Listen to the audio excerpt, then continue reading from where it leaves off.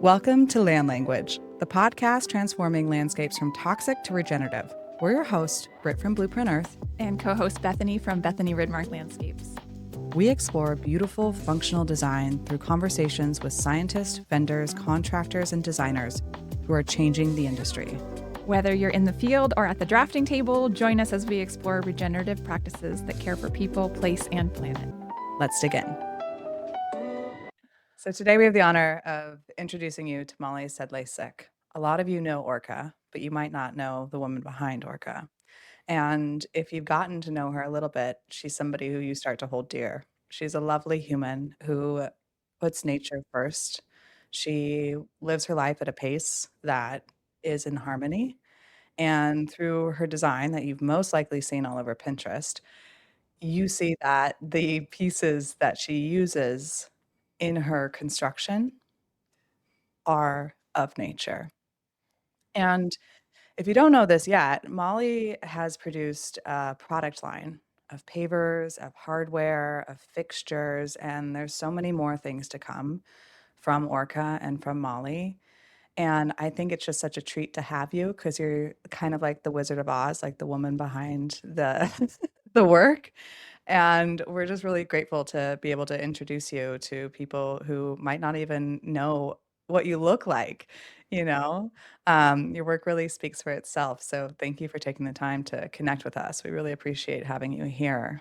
Oh, that's such a nice intro. And I love the idea of the Wizard of Oz because I feel like it would be just this like curtain of bushes and trees that I'm hiding behind because yeah, it does kind of feel a little like wizardy, like all the things we're working on in the background. And it's nice to be here eye to eye and see the community in this way. So thanks for having me. Yeah, yeah. I love the curtain of bushes. That's definitely your curtain.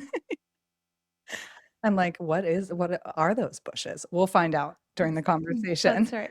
I was just pruning up. We have a big cognata tree in our office, and literally yesterday, I'll take calls sometimes while I'm pruning just because it's a nice, like physical and then brain stimulation. And I was behind the cognata pruning it, and it truly is a curtain. So at the moment, it's an acacia. But I love being behind a green curtain. Feels right. Go. Hey, Molly, will you tell us? So I know the secret behind the name ORCA, but will you tell us where the name came from? And then in that you can weave, like, where did you come from? How did you end up here? Yeah, orca is not a whale. Orca comes from Oregon, California. It was kind of a accidental naming, but also like the most perfect name because I'm from the Oregon coast. And then when I conceived this practice idea, I was living in California. So it made sense to hybridize my roots and then where I'm at in life and where I continue to do most of my practice. And a fact about me that some people don't know is that my mother is actually a landscape designer in Oregon. So I grew up in this industry. My father was a forester and fought wildfires. So I haven't fallen far from the tree in any way. And I'd still say like most of my palette references are very much Pacific Northwest, even though I'm practicing in a completely different zone. And yeah, ORCA really represents where I come from. Love some moments of watching you walk around your family home. And like it seems like when I've seen pictures of your parents, there is this like deep reverence that I see in you when we get to talk. And I look at the work that you do, and you said something when we had our talk earlier in spring that really stuck with me, which was when you do when you do projects, make sure to bring in some great boulders and some big trees. And that I felt like was such a beautiful way to put a mindset into design because it really says like let nature be big and like welcome in that sculpture that is nature as like the feature. And when I think about like the work you do, I'm like, that is so pinpoint in every project I've seen of yours, you know? And it's like these layering of textures that become so beautiful and the softness. And it's not about the flower. It's about like, it's about the way things move and the way things sparkle from silver foliage, you know, in the sunlight, and the way that the shadows are cast. And there's just this element of atmosphere that really isn't showy because it's nature forward design. Yeah,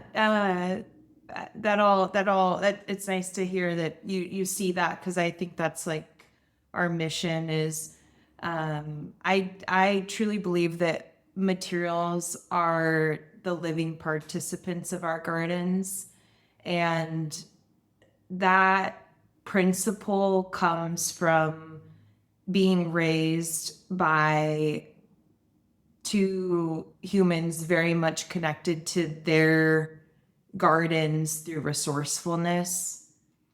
And I was taught this approach that we can create from the materials that were provided. And I think that's really why ORCA's aesthetic is what it is, because it's coming from the material first. And it's not coming from a human trying to inflict their will on the garden. It's saying what is here and how can the material be enough, and create, it's being comfortable with spaces that allow stillness, and it not needing to be hyper programmed, super functional. It can just be. And to me, that's it. What I'm doing is designing gardens, but I feel like it's more so helping people understand a deeper sense of self through their garden. I think that's what we're all doing. I think that's, when I talk with my peers that are working on gardens and projects, there's always this deeper sentiment of helping a person find their way back to their inner child through their landscape.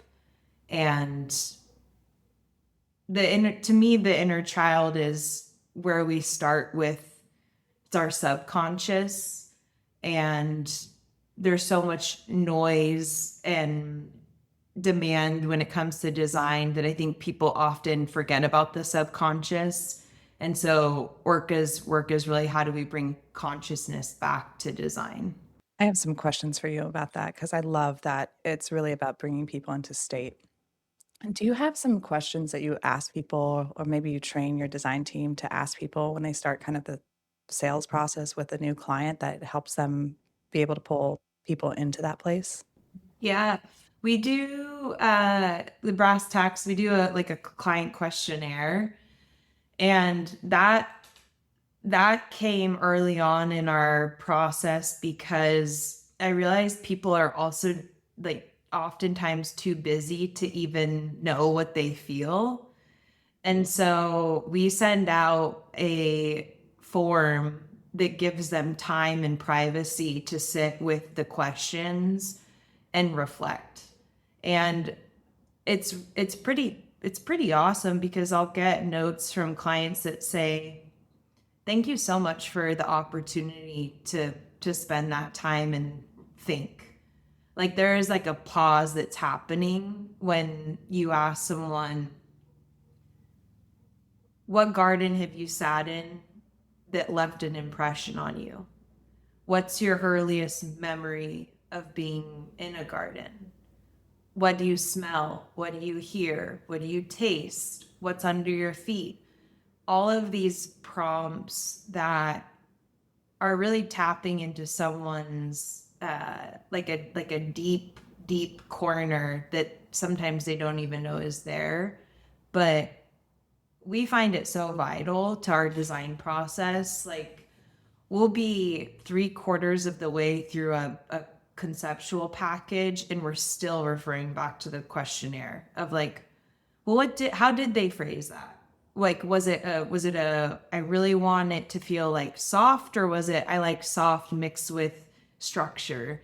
Because there's a lot of words that people will give you that kind of lead into like more of a story. So the questionnaire part of it is really important for how we manage design services. Makes so much sense. I love that you get that feedback, that people like really appreciate the moment to see themselves.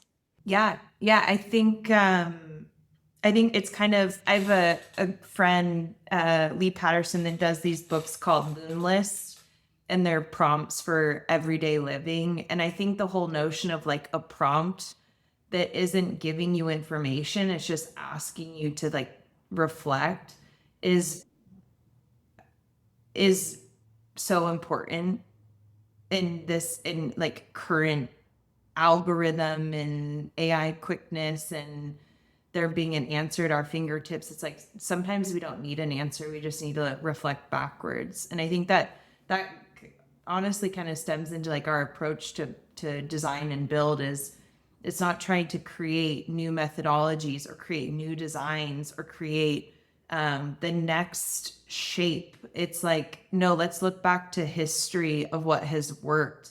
Let's learn from what already is, and that's simply enough sometimes. I love that word enough. That one resonates with me in my life and practice so much. That enough gives so much guidance for decision making and for satisfaction ultimately and harmony.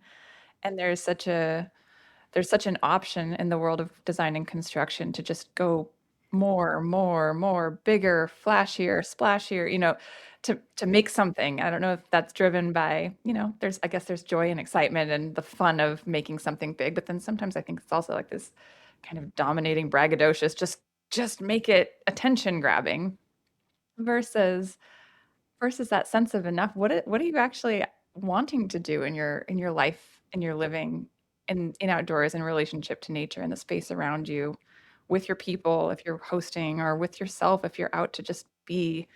What does that look like? And is it just a couple of pavers and a place to sit down and have a moment? Maybe it doesn't need to be an enormous concrete pour with all sorts of, materials and compaction and base rock and rebar. And maybe we don't need all of that to make a space that is actually really alive. And for that matter, maybe in allowing there to be simplicity there, you get this generosity of the rest of the living world around it. More plants, more growth, more green, more life, more seasonal change, more rhythms that you're in tune with, rather than my pet peeve these days, which is just like, the photo of a block wall and a concrete path and a fake turf lawn. It's just like these places that maybe in a two-dimensional picture of them at quick glance, someone might see that and read it as, oh, that's an outdoor space. But there's simultaneously too much and not enough. So what is that balance of enough that feels really grounding? Right. And that's one of my admirations in terms of even just seeing the product line you've developed and the way that plugs into spaces where it feels warm, it feels rich, it feels real, of course, which is what we're all craving in life. Yeah, and I think something that we're trying to do with both the design work and the product is how to encourage others to design for visible time versus feeling like something needs to be done day one and then stay in a preserved state.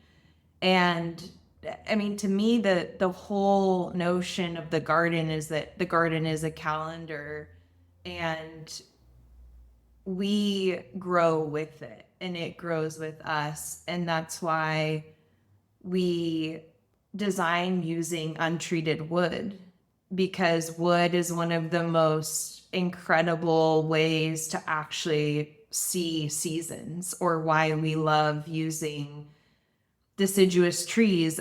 Even though a lot of times in where we practice in Los Angeles, people say, I want 4 mature olive trees that look, picture perfect day one. And there's something to me that's missed with that. What happens to starting with a tree when you have your first child? and watching that tree grow up with a family member, or planting something symbolic. I grew up where we would plant a dogwood when a pet died, and then the pet went under the dogwood.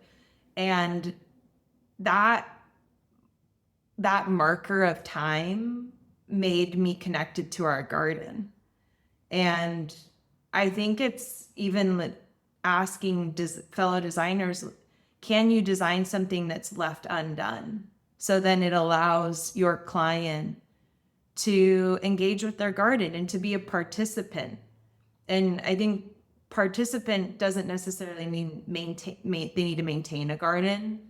It doesn't mean that they're like farming and growing food. It can just mean that they're simply in the garden and feeling like they're a part of it, versus just being an observer or having this beautiful thing to look at. I just go back to the word of time. And I think that's a bigger societal issue of time and what has happened to time in the last 20 years. And to me, gardens are the like one of the lowest hanging fruit opportunities for us on an individual level to be more connected back to time. I think about how the word participant relates to being a participant on Earth. And when I think about what you've made in product, I think about how that fall, if you're on the West Coast, how that falls in line with being a participant of Earth. Because so much material moves around the world, and we buy stone from other countries and other states. And the thing that really drew me to beginning to work with your paver line, which we've installed twice now and about to do a third one, is that I knew where the rock was sourced. I knew where the clay was sourced, you know, and in talking to you, I was like, why is there all these different colors? And you're like, because they come from different mountains and different quarries. And it's not this pigment that's added. It's literally the earthen material. And, you know, this one is from Northern California, and this one's from Southern, this one's from Central. Like, the colors of the pavers themselves is just based on US, California soil and clay. And to me, that's very respectful and responsible, because that's really what we're about. Like, we're not trying to ship Oklahoma or bluestone, you know, to the West Coast and cut up somebody else's mountain to put it down over here. That just seems rude. So can you tell us a little bit about like, I mean, to me, there's a huge why behind that. Like, can you tell us a little bit about that story so other people can know too? Yeah, totally. Well, you started with participant, or I go to also like human, like us as humans. And I always love the factoid that human is Latin for humus, which means earth or ground. And that in itself, the notion that you, me, the people around us, our being comes from this idea of what is beneath our feet is very powerful. And I do believe that the materials we surround ourselves with either bring us closer to earth or they repel us away from it. And there's an energy when you feel closer to earth. And there's not really words to describe it. It's more of a feeling. It's the feeling when you're in the woods and it's so quiet that your ears almost hurt. You know, that softness. Or the feeling when you're at the top of a mountain and you take that big exhale and you smell the plants around you. Like, all of those things I think are truly what make us feel human. And the goal of creating materials and products that can be used in landscapes is to help people feel that connection. I would argue that a piece of stone coming from Italy versus a piece of stone that comes from the river wash up the road from your garden feels different. There's there's a deeper connection when it's a native material. It's beyond, to me, it's beyond responsibility of supply chain, because that's a whole nother thing, just talking about the carbon impact of shipping stone. There's also a human impact that happens when we're not using materials that are native. The pavers you're referring to, I love how your studio's been using them, and I'm excited to see the next project that they're going into. The idea behind the pavers was really because I couldn't get past the amount of concrete that was floating all over the internet. And this was when I started the studio 6 years ago. Pinterest was just flooded with the big concrete poured in place pads.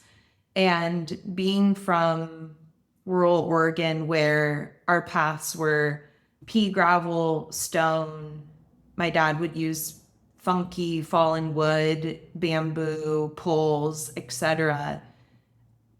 I didn't understand how that reflected nature. And the thing about brick is that, or brick pavers, is that it's not a new idea.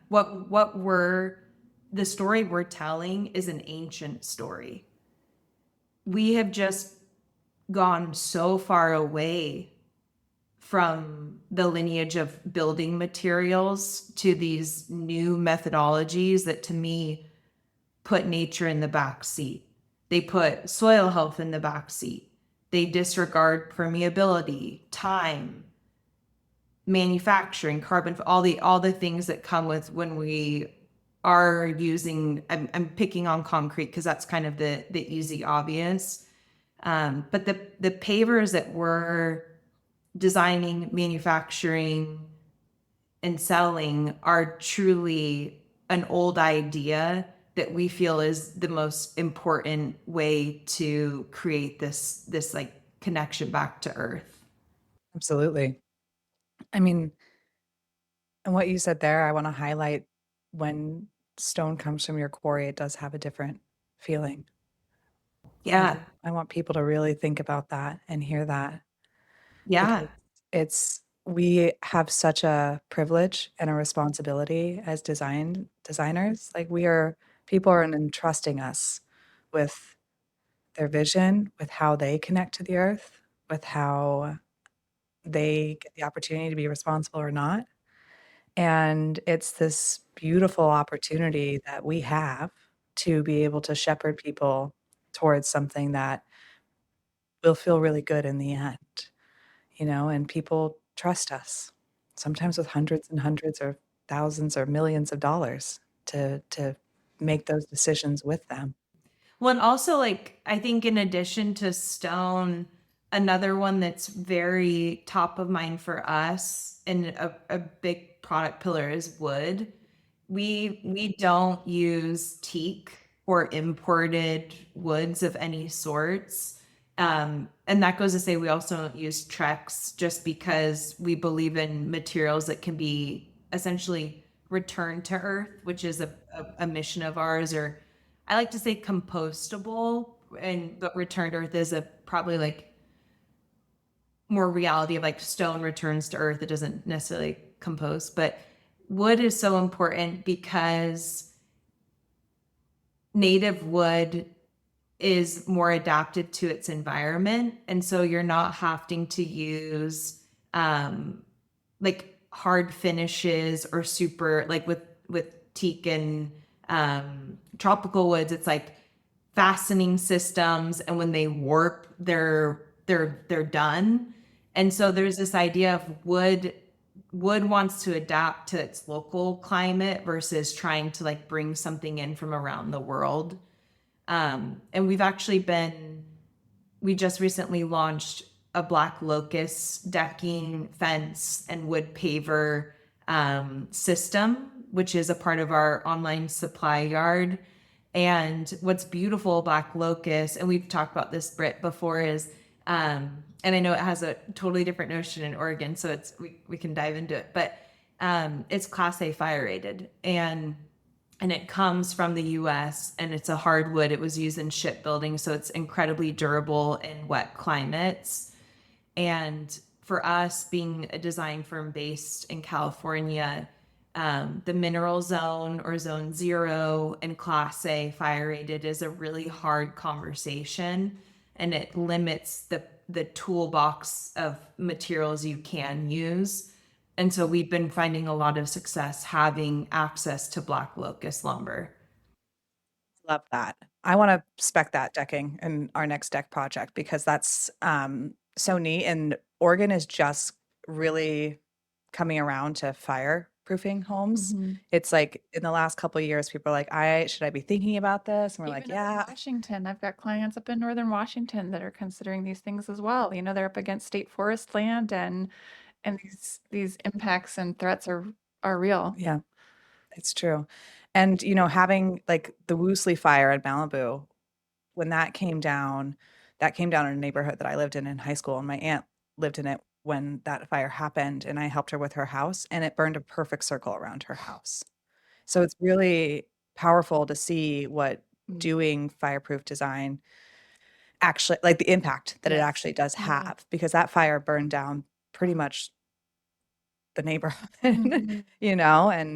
and to see literally the scar line Yeah. around a house, makes things like using materiality that you're talking about really really the reason why. Right. Right. And it also doesn't mean that you have to have a gravel garden.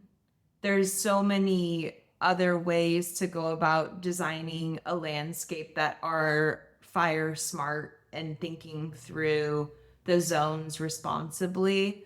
And I think one of the worst things that we do is we overcorrect and we stop landscaping altogether, which I think there was a real fear of that right after the Eaton and Palisade fire, which we were at the epicenter of. We had just finished gardens that burned down the next day. We were in the middle of conceptualizing gardens for people. That was a really rough time, and then to then be on the other side of it and hear people fear landscapes was hard, because that's also a very human thing to do. Is, oh, now we just won't do all these things. We won't put trees in, we won't put plants in, we'll just desertify our landscapes to protect ourselves. But then we have to think about, okay, well, what are the repercussions of that? So fire's a huge part of what we're all talking about, and it's only going. And I saw your work with water is a huge part of that too. It's the kind of increasing magnitude of the cycles of nature that we're, as landscape designers, only going to have to continue to adapt to. I was thinking when you're describing that fear of landscapes and just realizing again how critical it is to help nurture folks' love of landscape, because it impacts the entire attitude and direction that you want to take yourself in, harmonizing versus protecting.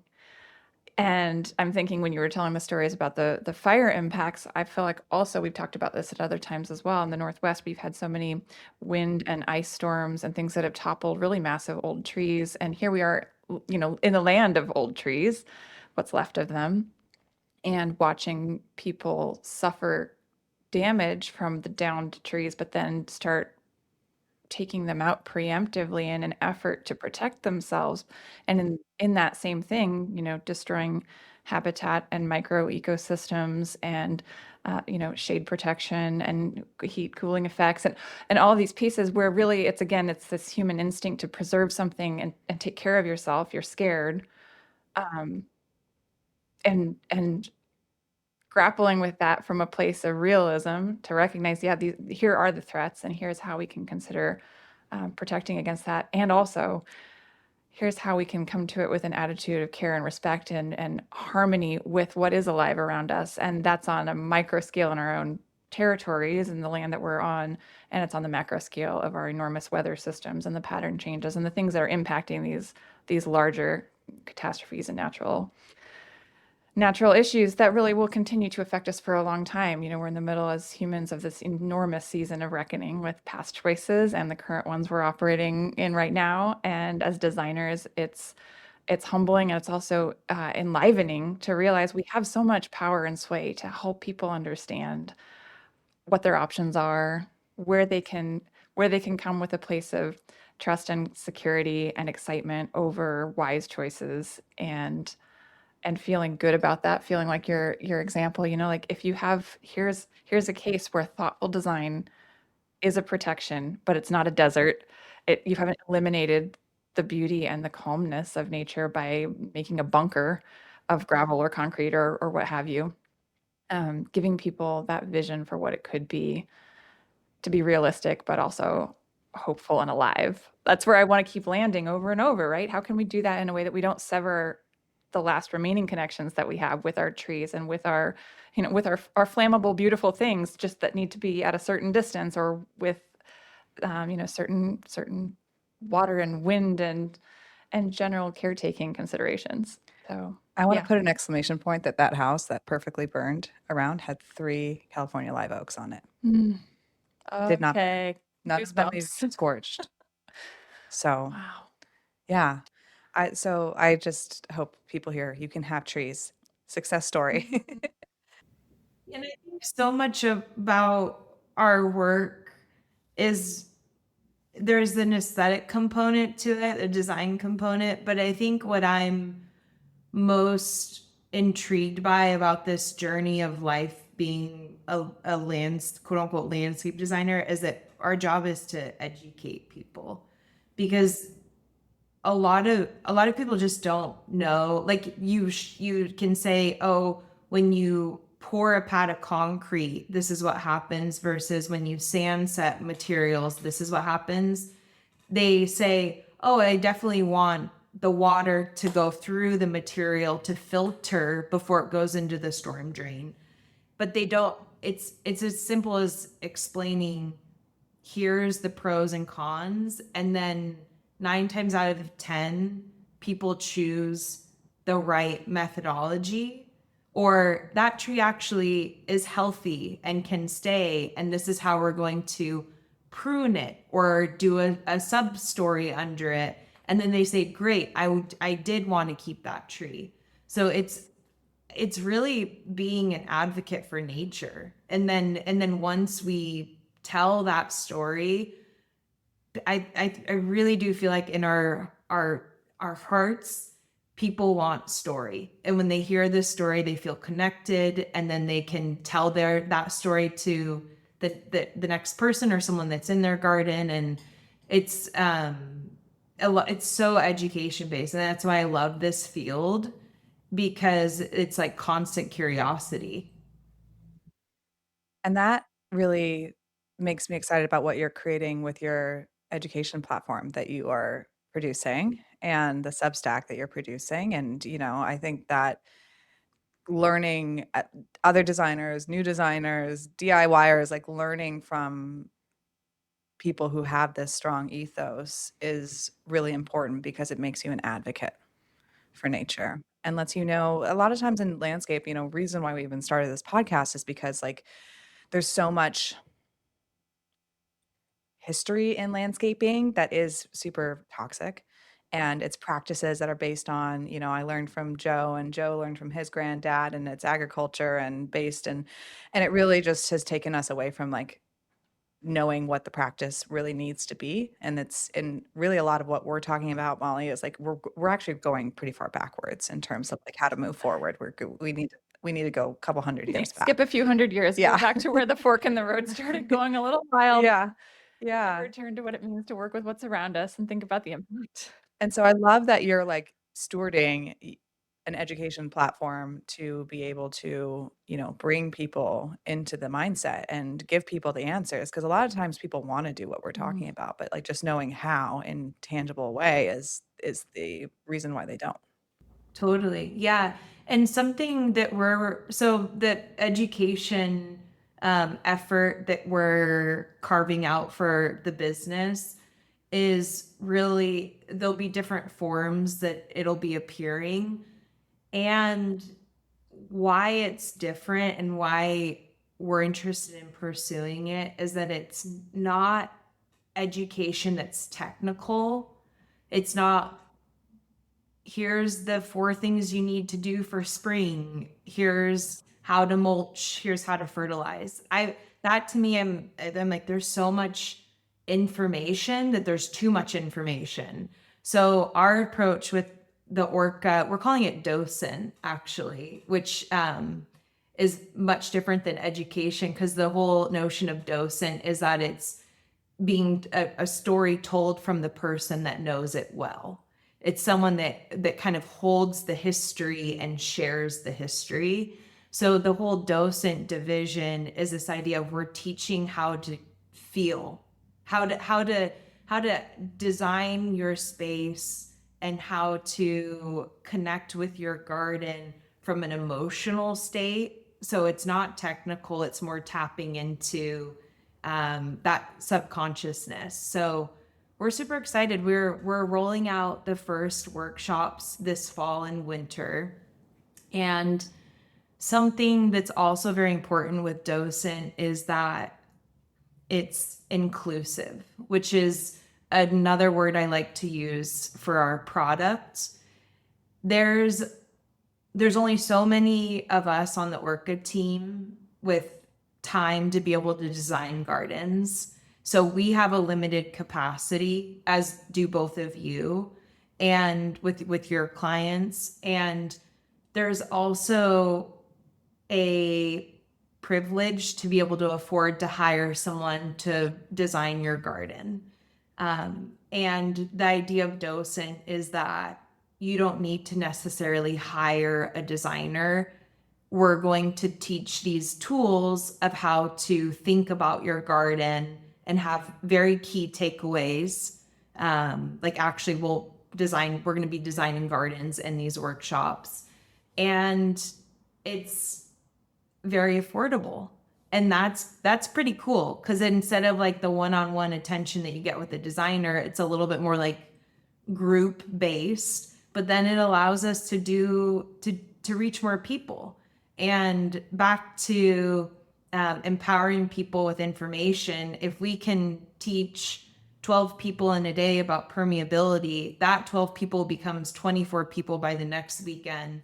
And to me, that's like the real change that we're trying to create. It's not being able to build $500,000 gardens in super nice neighborhoods, which is great, but it's also Earth is not that. Earth is not connected to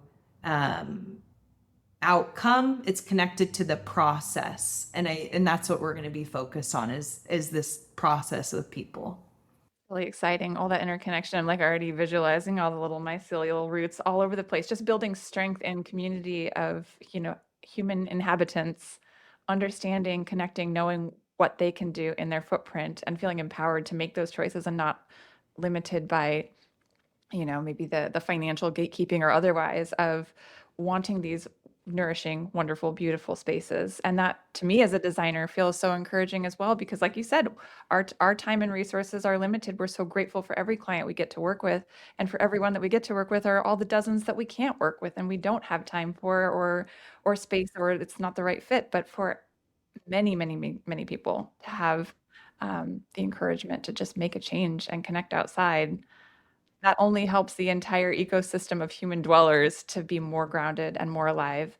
And maybe someone in learning that project on their own and teaching their friend or neighbor and spreading it out, eventually someone might also get excited and do more and consult again for something more complex. And that's fine. The world is full of possibility for all of the larger, more technical problems to be solved.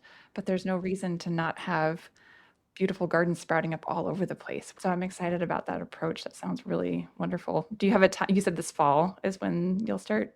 It's going to be this fall, and we're going to roll it out in Los Angeles and San Francisco, which is where our two showrooms are based, which is great because you'll get to come and get to play with materials. Because again, like materials being the aliveness of, and that's like our guiding principle. So we're really excited about that. And all of everything we're talking about doesn't come through a software. It comes through stewardship.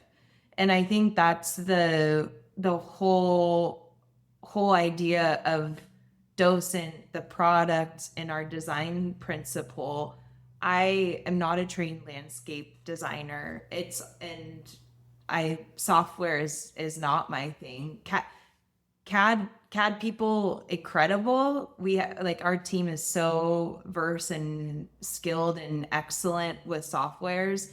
And what we're talking about is before the software. This is like the core fundamentals of what it is to be a steward of the land. And we're excited about that. And I think that Docent's really the opportunity to focus on that and spread the word in a bigger way. And yeah, there's more with Docent too. We're looking at kind of more of like a garden tour lens, and going to be rolling out some more stuff of how we can get to know what already exists, and not put so much pressure on we need to create new things to feel connected. There's so much that is, and so much rich history within nature and things that have been built.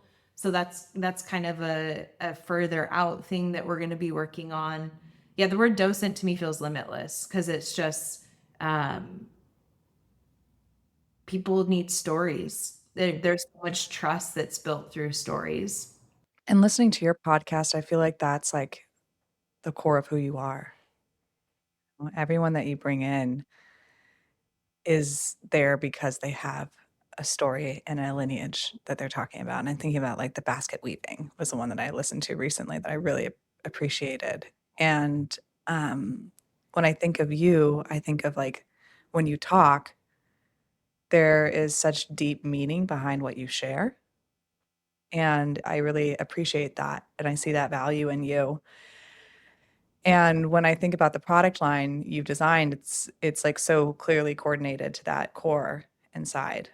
And there's this patina that happens in every single product that you have brought to market that is a storytelling patina. It's not meant to look the same as day one when you install it in 5 years or 10 years. It's meant to age with the garden as well. And I love that. And, I think of like when we've installed your showers or, pavers, and they were shiny and clear. And then, things started to, like the copper starts to turn darker, and then it starts to patina, into turquoise. And it's like, it's meant to have that aging, and it's not meant to be power washed perfectly every single year, which I appreciate because I think it does bring it back to the garden with the plants where, they change, they move, they self-seed, they grow in dimension, and it's part of, as you started talking today, like it's part of the being a part of the garden, being human as part of the earth. And I just appreciate that so much about the materiality that you brought to our industry, because really it's like that or old castle, right? There's not a lot of like in between. And for a long time, there's just been nothing to really bring us other than just like straight brick, There's really not been a lot that is for exteriors. Yeah. Yeah. Yeah. I think there has been this maintenance free era of living I don't know where it originated from, but it trickled into the garden, which is like a crazy, like contradicting thought that a space that needs seasons and needs organisms to survive and thrive can be maintenance free and should be controlled. Like that in itself just doesn't make sense. And there has been a lot of products that reinforce that idea.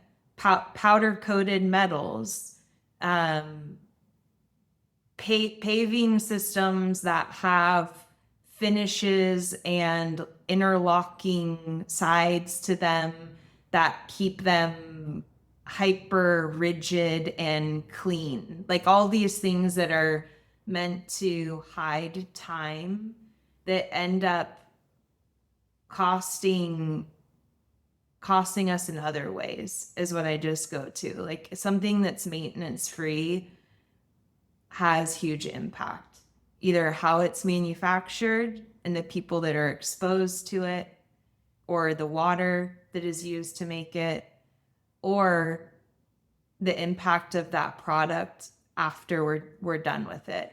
And I think something that's really a key part of the products that we're making is that they shouldn't, we like things to not feel like adornment or furnishing. We like them to feel as though nature birthed them in a way, like they've always been there.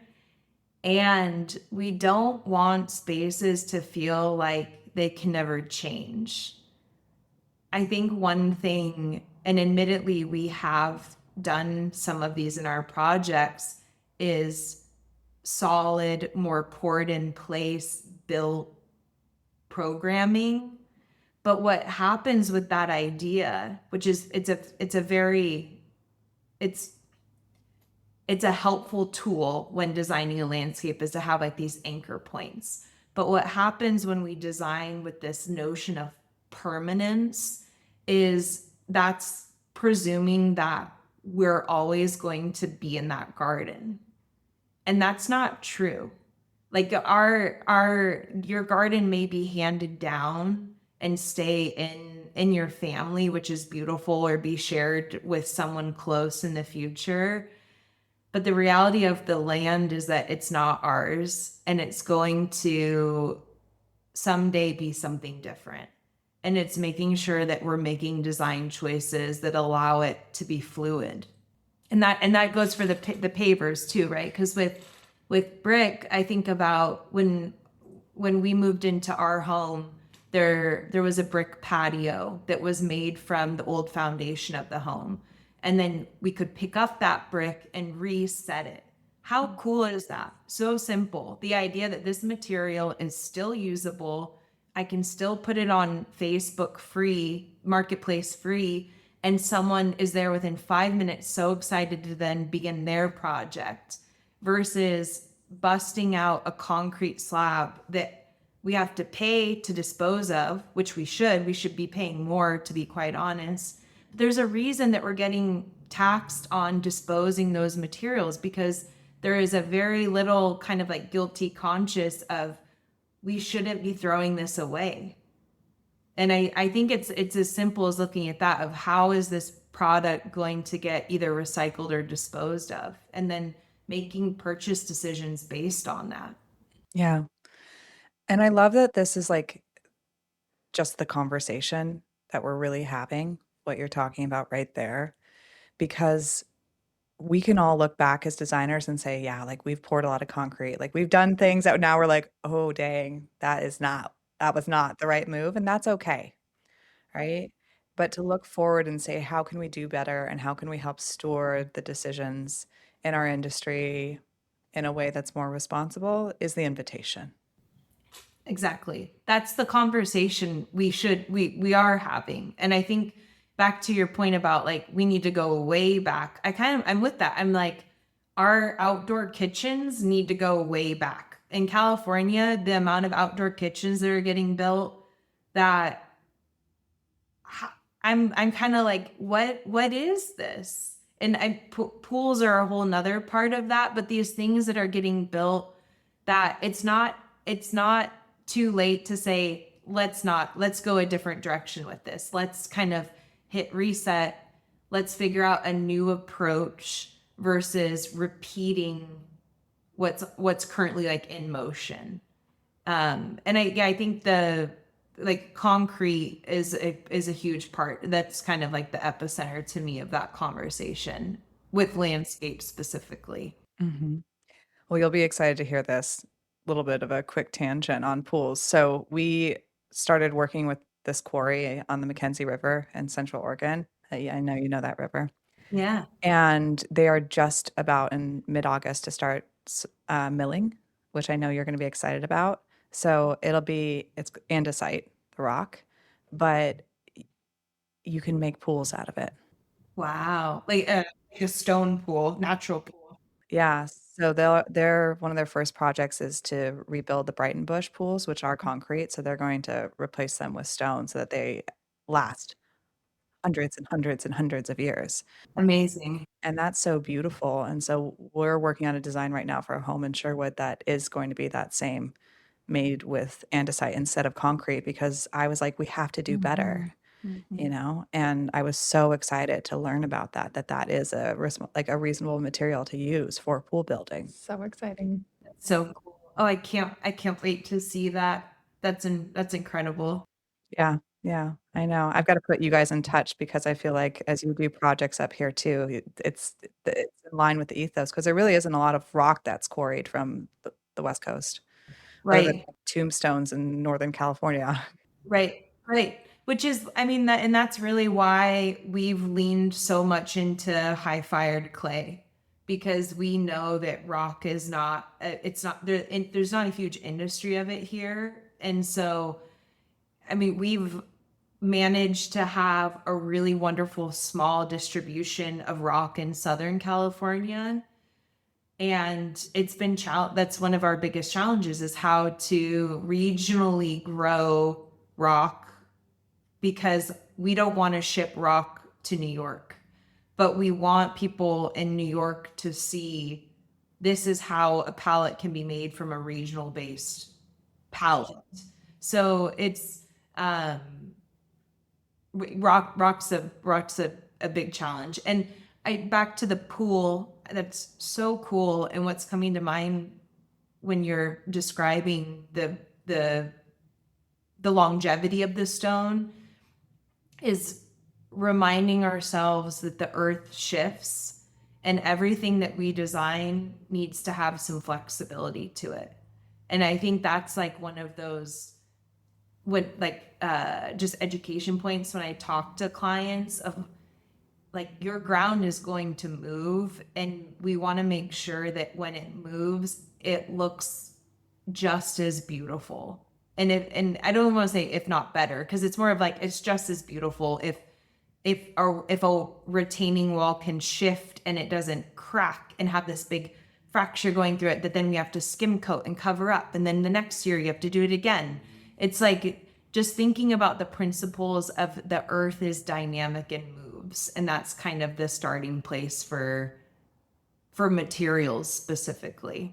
I'm thinking of like the wax museum of individuals where it looks like them for a minute and then you realize they're never going to change. That's it. It's a likeness, but it's not real. And then compare that to the human body when someone is fully alive and you're aging and things are changing and you are flexible because you're moving through the world, and making that aliveness in our landscapes is so affirming.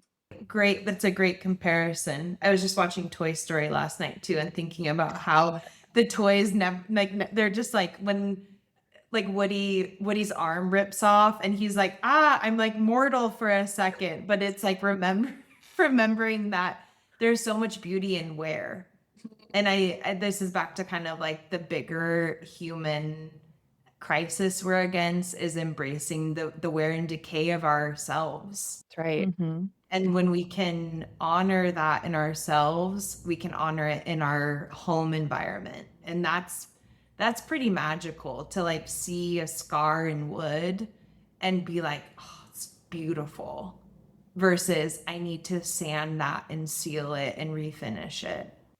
Molly, it's so inspiring. I know that so many people are going to be inspired by this conversation and really be excited to see what you're bringing with Docent. I'm excited. I'm like, okay, I'm on the calendar, just keep it on.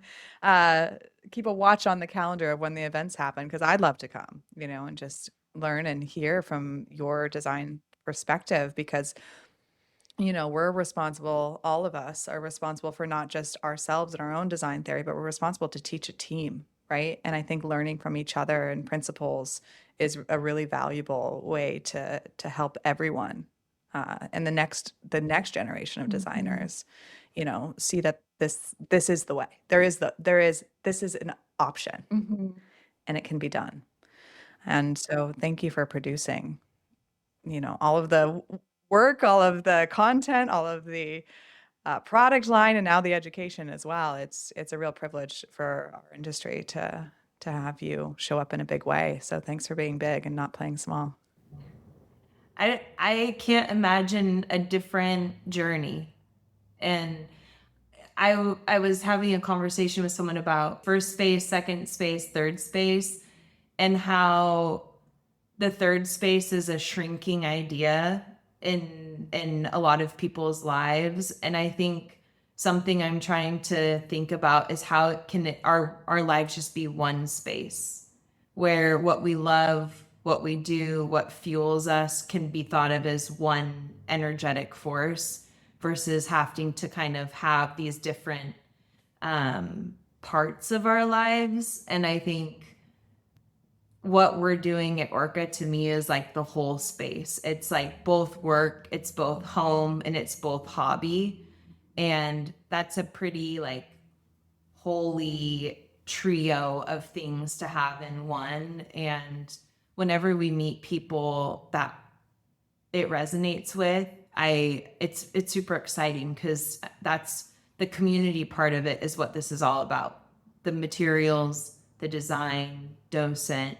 It's how to find other people that are kind of feeling this bigger sense of space through nature. Just like, yes, absolutely.